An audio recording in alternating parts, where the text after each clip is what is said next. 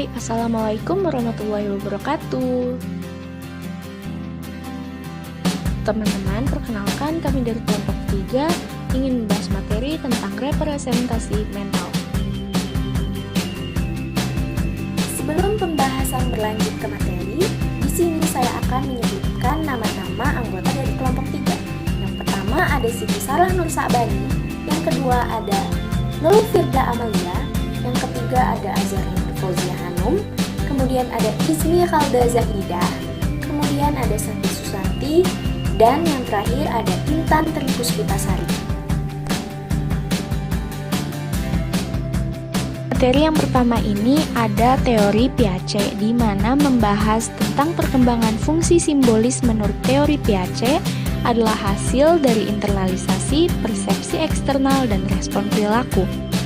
Jadi, fungsi simbolis ini merupakan sub-tahap pemikiran pra-operasional, di mana tahap pra-operasional itu tahap yang berlangsung mulai usia 2 tahun sampai 7 tahun. Fungsi simbolis terjadi pada usia 2-4 tahun. Dalam sub-tahap ini, anak kecil secara mental mulai mempresentasikan objek yang tidak hadir. Yang memperluas dunia mental anak hingga mencakup dimensi-dimensi baru. Perkembangan bahasa yang mulai berkembang dan kemunculan sikap bermain adalah contoh dari peningkatan pemikiran fungsi simbolis, seperti anak kecil yang mulai mencoret-coret gambar orang, rumah, mobil, dan awan. Dalam imajinasi mereka, matahari berwarna biru, langit berwarna hijau, dan mobil melayang di awan. Simbolisme yang sederhana tetapi kuat, tidak berbeda dengan lukisan abstrak. Di usia sekolah dasar, lukisan anak menjadi makin realitas, rapi, dan persis. Piaget dan konsep objek. Piaget mengklaim bahwa bayi belajar tentang objek melalui interaksi dengan lingkungan dan tidak mengakui adanya pengetahuan bawaan tentang objek. Meskipun Piaget mengklaim bahwa pemahaman anak tentang objek berkembang secara bertahap, ia mengusulkan bahwa pengembangan fungsi simbolik diperlukan agar anak dapat memahami bahwa objek adalah permanen, yaitu bahwa mereka terus ada bahkan ketika mereka tidak lagi berpengalaman.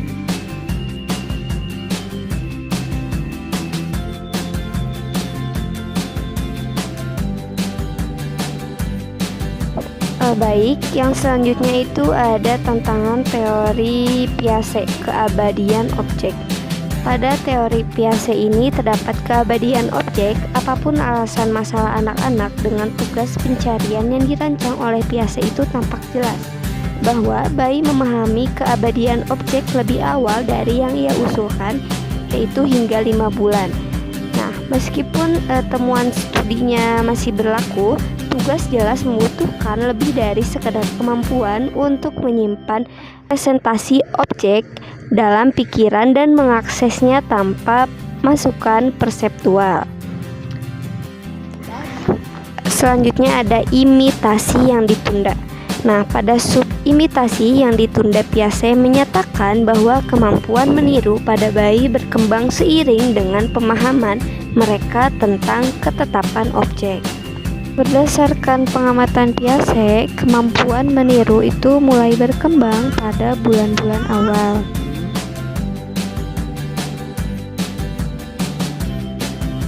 Fungsi simbolik umum.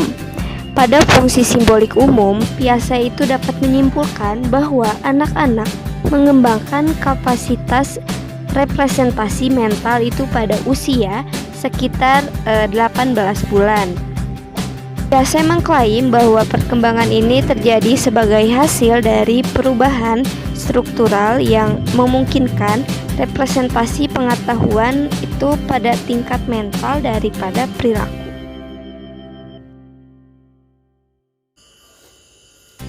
Organisasi perwakilan, kemampuan untuk mengenali hubungan antar peristiwa mendasari pengembangan konseptual. Representasi mental prototip dari suatu peristiwa dikenal sebagai skrip. Jadi, untuk membangun representasi prototip, dari sebelumnya biasanya berlaku untuk kategori objek atau peristiwa tertentu. Jadi kita harus dapat melihat persamaan dan perbedaannya. Misalnya untuk membangun representasi mental prototip kucing, kita harus dapat membedakan antara karakteristik yang khas pada kucing dan yang membedakan satu kucing dari yang lainnya. Misalkan kucing saya Gary berbulu hitam dan putih. Dia sangat nakal. Kemudian semua informasi itu disimpan sebagai konsep nama kucing tersebut, yaitu Gary. Representasi mental prototip dikenal sebagai skema. Representasi mental prototip dari suatu peristiwa dikenal sebagai skrip. Setiap skrip menentukan apa yang khas dari suatu acara tersebut. Misalnya skrip untuk pergi makan. Di dalamnya akan menyertakan detail hal-hal yang biasanya terjadi ketika kita melakukannya. Jadi pas pertama kita akan masuk, kemudian duduk, diberi daftar menu, kemudian kita memesan, dan kita akan diberi makanan yang kita pesan, dan kemudian kita akan memakannya. Jadi kemampuan untuk membentuk prototip baik skrip maupun skema merupakan pengembangan penting karena memungkinkan pengorganisasian informasi yang efektif.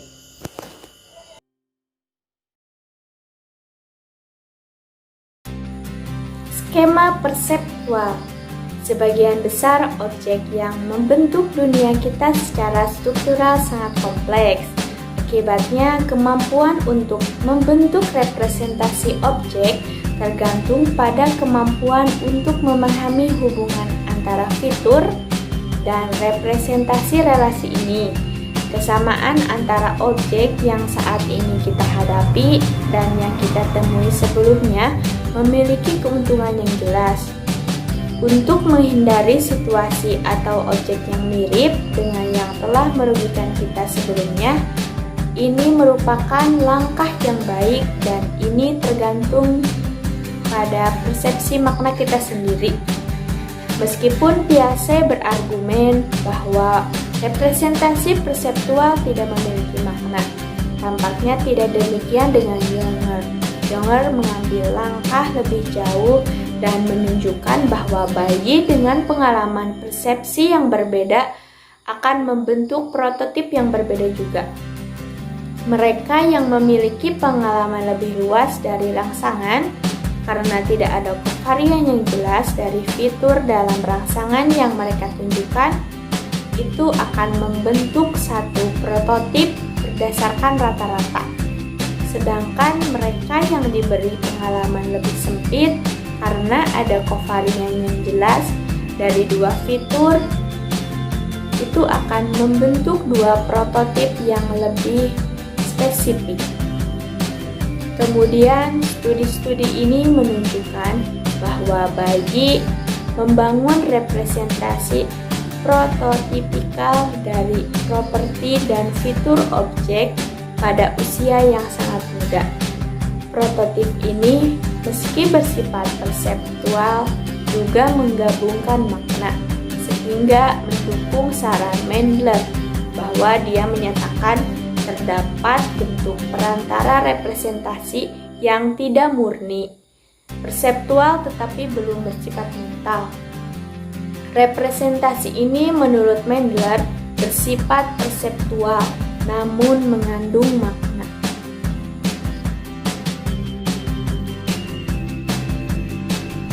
Baik, selanjutnya yaitu penelitian yang berkaitan dengan peristiwa. Pada penelitian yang berkaitan dengan peristiwa, membahas kemampuan bayi untuk mengkategorikan hubungan antar peristiwa sering dipelajari dengan melihat kemampuannya dalam mentransfer pengetahuan tentang bagaimana melakukan sesuatu dari satu situasi ke situasi lain, yaitu kemampuan mereka untuk belajar dengan analogi. Lalu ada representasi dan pengembangan memori. Pada sebuah presentasi dan pengembangan memori menurut Schuster-Moskowitz tahun 1984 menunjukkan bahwa memori adalah sistem modular dan oleh karena itu bagian-bagian otak yang berbeda mengontrol berbagai aspek memori. Dikatakan bahwa sementara struktur otak yang mendasari ingatan implisit berkembang selama berbulan-bulan awal, struktur yang mendasari ingatan implisit tidak berkembang sampai nanti. Perkembangan sistem yang terdiri dari beberapa struktur otak yang terkait dipandang penting untuk pembentukan representasi eksplisit dan bukti menunjukkan bahwa ini tidak sepenuhnya berkembang sampai usia 2 tahun. Kemudian, batasan pada memori kerja. Memori kerja adalah tempat kognisi aktif terjadi. Memori kerja adalah tempat untuk menafsirkan informasi sensorik. Kapasitas memori kerja meningkat sebagai fungsi dari usia. Menurut Case tahun 1985, Dempster tahun 1981, jumlah waktu agar informasi dapat disimpan dalam memori kerja dapat ditingkatkan melalui penggunaan strategi. Jumlah rata-rata unit yang dapat disimpan oleh orang dewasa sekitar 7 plus atau minus 2, menurut Miller tahun 1956. Batasan pada memori jangka panjang. Memori jangka panjang adalah tempat kita menyimpan pengetahuan kita. Secara umum diakui bahwa ini secara struktural berbeda dari memori kerja. Diasumsikan juga bahwa ingatan jangka panjang kita diatur dalam beberapa cara. Karena informasi yang terkait dengan pengetahuan lain tampaknya terhubung secara neurologis yang menghasilkan modularisasi. Nampaknya, ingatan jangka panjang kita terorganisir sehingga ingatan serupa disimpan berdampingan satu sama lain. Kita memiliki ingatan akan arti kata, peristiwa yang relevan secara pribadi, orang lain yang kita kenal atau pernah kita kenal, dan daftarnya terus berlanjut. Apakah ingatan yang sama disimpan di bagian otak yang berbeda, atau apakah ingatan tersebut diatur ke dalam domain yang tidak selalu independen satu sama lain, masih diperdebatkan. Dengan pengembangan dan pengalaman, kita terikat untuk mengumpulkan lebih banyak pengetahuan, mengingat informasi yang relevan ketika kita membutuhkannya akan menjadi lebih sulit dengan lebih banyak informasi yang kita simpan di memori kita.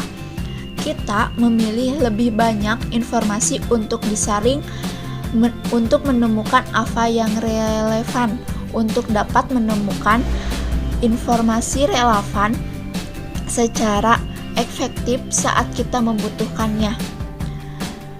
Ingatan episodik awal atau ingatan peristiwa tampaknya diatur dalam bentuk skrip. Skrip adalah deskripsi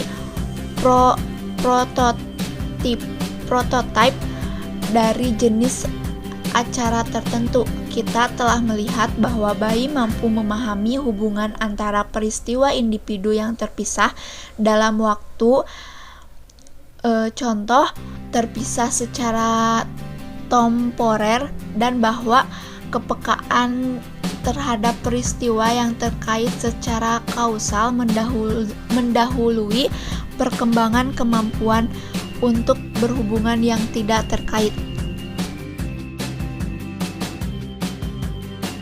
Selanjutnya ada metakognisi dan metamemori.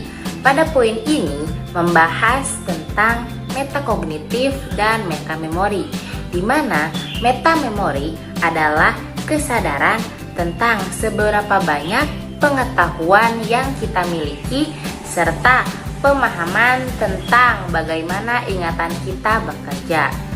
Perkembangan kesadaran kognitif dihasilkan dari pengalaman dan refleksi atas penggunaan suatu strategi. Selanjutnya ada strategi memori.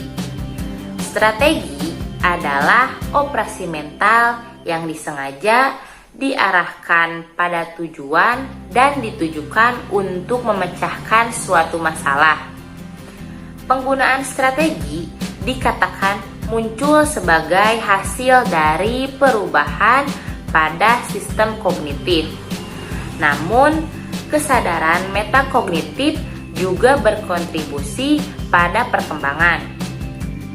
Perkembangan menggunakan strategi memori tampaknya merupakan hasil dari perubahan kecenderungan anak untuk menerapkan strategi tertentu daripada kemampuan untuk menggunakannya. Anak-anak biasanya memiliki masalah dalam merencanakan dan mengkoordinasikan perilaku mereka. Dan ini karena kendala pada pengembangan fungsi eksekutif. Fungsi eksekutif sendiri adalah kemampuan untuk mengontrol dan mengelola proses kognitif dan perilaku yang biasanya dilihat sebagai proses yang digunakan atas pemikiran perilaku dalam rangka mencapai tujuan. Contohnya seperti membuat rencana, mengingat perintah, dan mengerjakan beberapa pekerjaan secara bersama atau sekaligus. Sekian pemaparan materi yang dapat kelompok kami sampaikan. Kurang lebihnya mohon maaf. Wassalamualaikum warahmatullahi wabarakatuh.